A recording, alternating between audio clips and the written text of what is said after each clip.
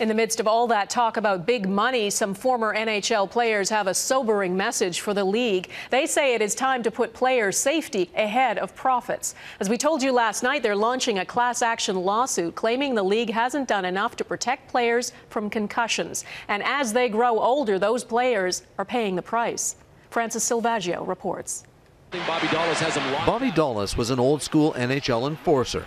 The 16-year veteran played in the day when hits were hard and pain was all but ignored. I went in the dressing room and said, look, I feel dizzy, I don't feel very good. And they walked in with an aspirin and said, here's 2 aspirins, come on, we need you tonight.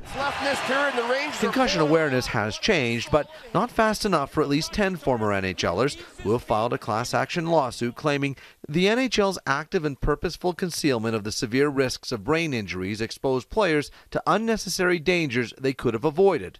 An accusation the NHL flat out denies. We have been very not only appropriate but proactive on the issue of player safety, and our record will speak for itself.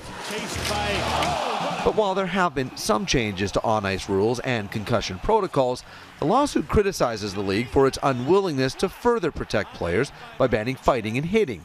The NHL's own YouTube site, in fact, celebrates some of the biggest hits. Oh, what a hit!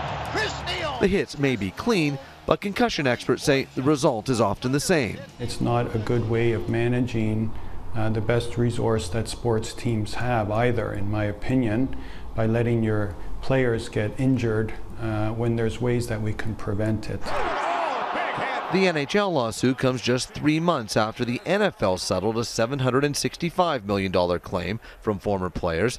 Future Hall of Fame quarterback Brett Favre says he struggles today from the long-term effects of concussions. If I had a son,